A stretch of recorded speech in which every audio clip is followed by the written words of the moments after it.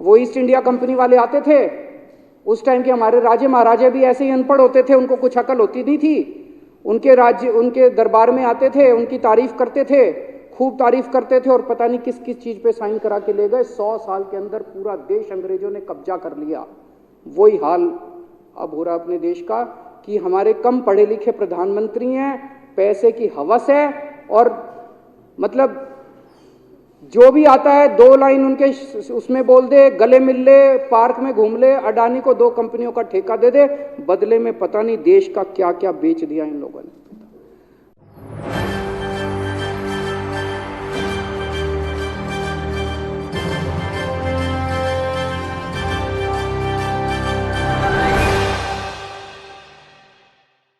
अडानी के मुद्दे को लेकर अरविंद केजरीवाल लगातार दिल्ली विधानसभा में एक के बाद एक बड़ी पोल खोल रहे हैं और ये बता रहे हैं कि भारत देश के प्रधानमंत्री नरेंद्र मोदी ने देश के साथ कैसे पक्षपात किया, निजीकरण क्यों किया और निजीकरण करने से देश के प्रधानमंत्री को क्या कुछ फायदा हुआ।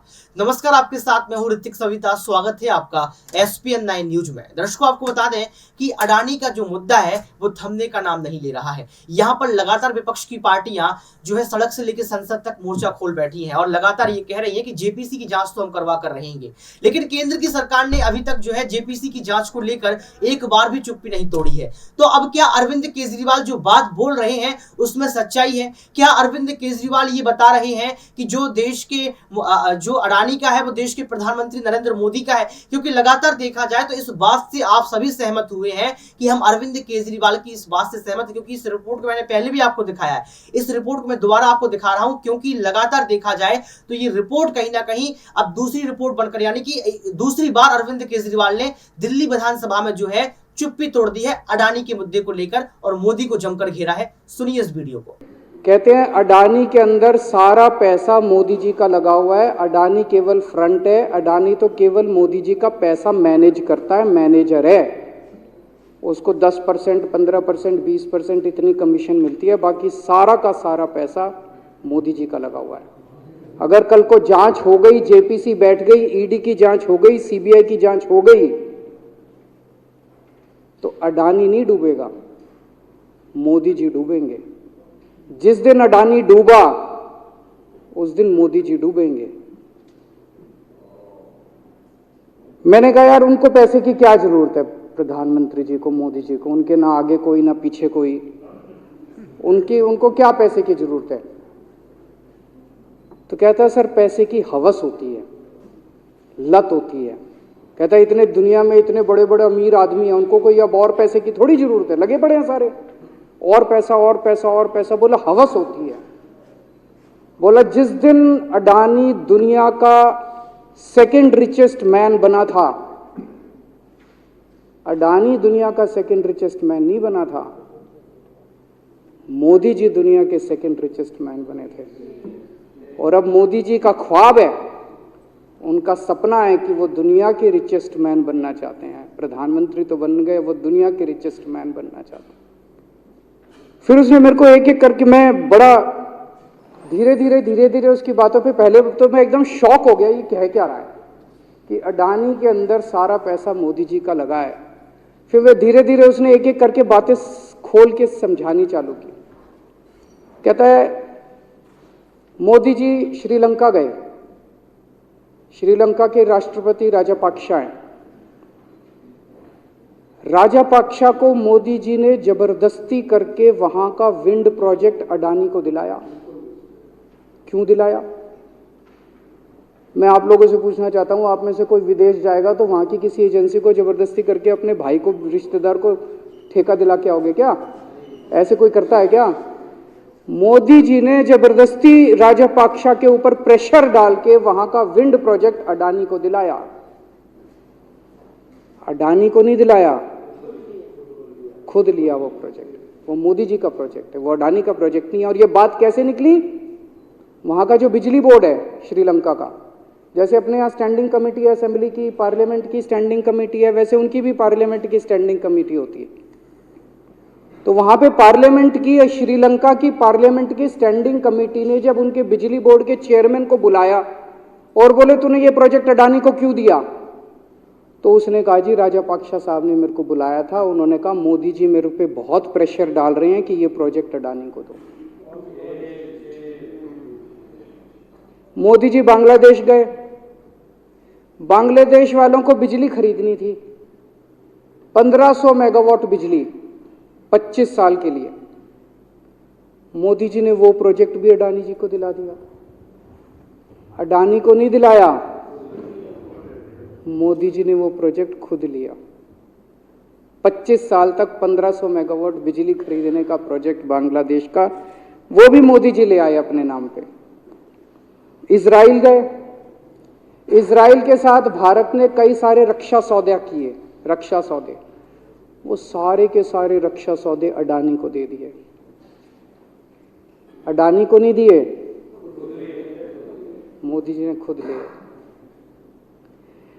अभी 2-3 साल पहले 6 एयरपोर्ट की नीलामी हुई प्राइवेटाइजेशन के लिए, सरकार ने उनकी नीलामी करी, भाई प्राइवेट प्लेयर आके लो।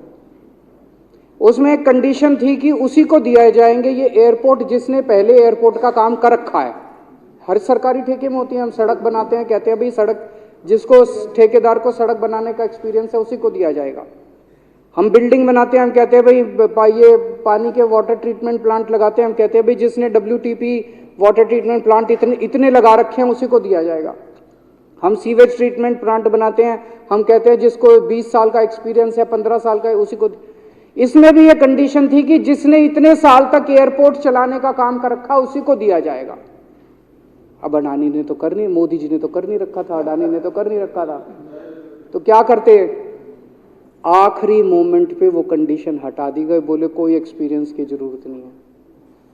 6 एयरपोर्ट नीलामी पे थे, 6 के 6 एयरपोर्ट अडानी को दे दिए, अडानी को नहीं दिए, मोदी जी ने वो खुद 6 के 6 एयरपोर्ट खुद अपने नाम कर लिए।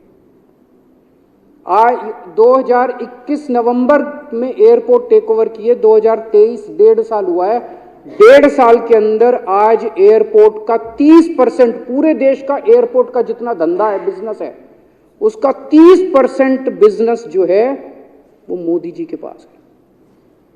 30%, 1.5 साल के अंदर इतना बड़ा भारत देश, इतने एयरपोर्ट, 30% एयरपोर्ट का बिजनेस आज मोदी जी के पास है। एक और बड़ी इंटरेस्टिंग चीज हो रही है, ये ईडी और सीबीआई को इस्तेमाल करके बंदूक यहां रख के लोगों की फैक्ट्रियां छीनी जा रही हैं। मतलब 10 अक्टूबर 2018 को, 10 अक्टूबर 2018 को कृष्णापट्टनम पोर्ट के ऊपर इनकम टैक्स की रेड हुई और 6 अप्रैल 2020 को 1.5 साल बाद वो पूरा एयरपोर्ट अडानी ने खरीद लिया। उसके यहां बंदूक रख के उसको कहा या तो दे दे और या जेल। तो वो अडानी ने नहीं खरीदा, वो मोदी जी के पास चला गया कृष्णापट्टनम एयरपोर्ट। 10 दिसंबर 2020 को एसीसी और अंबुजा सीमेंट पे रेड हुई और 2 साल बाद 16 अक्टूबर 2022 को दोनों सीमेंट प्लांट मोदी जी के पास चले गए। 2020 जुलाई को मुंबई एयरपोर्ट का मालिक था जीवीके, उसके ऊपर सीबीआई और ईडी की रेड हुई, एफआईआर हुई और 1 महीने बाद मुंबई एयरपोर्ट जो है वो मोदी जी के पास चला गया, अडानी के पास चला गया। तो ईडी और सीबीआई पे रेड कराते हैं, उसको धमकाते हैं फैक्ट्री वाले को, कंपनी वाले को कि या तो जेल जा और या तेरी फैक्ट्री हमको दे दे। ये इधर तो सुनते थे हरियाणा की तरफ ये टुच्ची, इधर इसकी फैक्ट्री भी छीन ली, पंजाब में भी सुनते थे इसकी भी फैक्ट्री छीन ली, इसकी। पूरे देश के अंदर ये इतनी गुंडागर्दी मची पड़ी है कि ईडी की रेड करा देते हैं, सीबीआई की रेड करा देते हैं, यहाँ बंदूक रखते हैं और कहते हैं या तो फैक्ट्री दे दे और या जेल जा। ये क्या चल क्या रहा है इस देश के अंदर? इन्होंने अभी थोड़े दिन पहले ऑर्डर निकाला कि सारे जितने पावर प्लांट हैं, जितनी राज्य सरकारें हैं, पंजाब सरकार की, हमारी जो सरकार है उनके पास भी ऑर्डर आया, सारी सरकारों को जितना उनका कोयले की रिक्वायरमेंट है उसमें से 10% कोयला इंपोर्टेड इस्तेमाल करना पड़ेगा। और इंपोर्ट केवल मोदी जी करते थे, अडानी करता था। तो इसका मतलब आपको 10% अपना कोयला कंपलसरी, जरूरत नहीं है आपको कोयले की, लेकिन 10% कोयला आपको अडानी से खरीदना पड़ेगा। हमारे देश का कोयला 2000 रुपये टन है, इंपोर्टेड कोयला 20,000 रुपये टन है। 10 गुना दाम के ऊपर आपको अडानी से यानी कि मोदी जी से कोयला खरीदना पड़ेगा। इन्होंने सुप्रीम कोर्ट का एक और, जब कोयला घोटाला हुआ था अपने देश के अंदर, तो सुप्रीम कोर्ट ने आदेश दिया था कि अब कोयले की खदानें किसी भी प्राइवेट वाले को नहीं दी जाएंगी, सारी खदानें सरकारें। तो इन्होंने कुछ खदानें राजस्थान सरकार को दे दी, कुछ खदानें छत्तीसगढ़ सरकार को, कुछ खदानें पंजाब सरकार को, सरकारों में बांट दी। बाकी पूरे देश में केवल राज्य सरकारों के पास खदानें हैं। केवल अडानी के केस में उन्होंने एक्सेप्शन करके अडानी को कोयले की खदानें दे दी, और उसमें भी ऑर्डर कर दिया कि 4000 कैलोरी से कम वाला कोयला जो है उसको रिजेक्टेड माल माना जाएगा, जबकि वो सबसे अच्छा कोयला माना जाता है, और वो रिजेक्टेड माल इसको फ्री में मिलता है। तो कम से कम 2800 करोड़ रुपए का कोयला हर साल फ्री में मोदी जी ले जाते हैं। 2800 करोड़ रुपए का कोयला हमारी खदानों से हर साल मोदी जी निकाल के ले जाते हैं।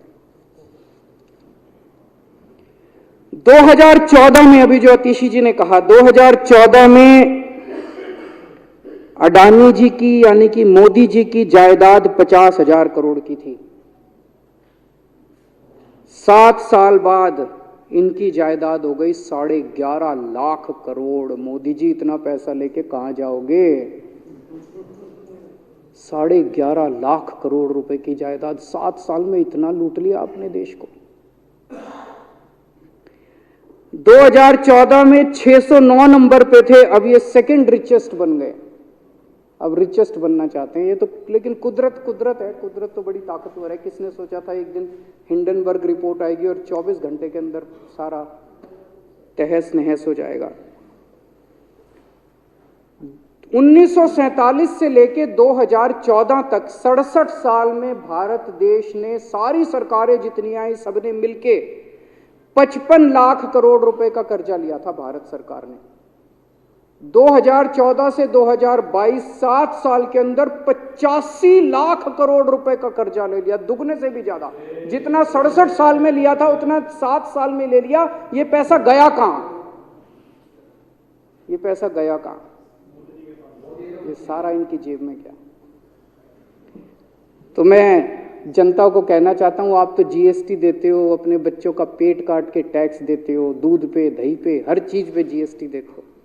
वो जीएसटी का पैसा जाता है जनता की उसमें खजाने में, वहां से वो जाता है अडानी के खजाने में, और वहां से वो जाता है मोदी जी के खजाने में। दोनों हाथों से लूट मची हुई है, पूरे देश को लूट रहे हैं प्रधानमंत्री जी, मोदी जी पूरे दोनों हाथों से लूट रहे हैं। कोयला लूट रहे हैं, एयरपोर्ट लूट रहे हैं, सड़कें लूट रहे हैं, बिजली लूट रहे हैं, पानी लूट रहे हैं, कुछ नहीं छोड़ा, सब कुछ लूट रहे हैं। जितना कांग्रेस ने 75 साल में नहीं लूटा, उससे 10 गुना इन्होंने 7 साल के अंदर, 8 साल के अंदर लूट लिया देश को। अडानी का क्या रोल है इसमें? मोदी जी कम पढ़े लिखे हैं, उनको समझ नहीं है कि करना क्या। अडानी आके बताता है पैसा यहां लगा लो, इस देश में चलते हैं, वहां की ये कंपनी खरीद लेते हैं, ईडी को और सीबीआई को इसके पीछे लगा दो। वो सारा मैनेजमेंट करता है, दिमाग उसका, पैसा मोदी जी का।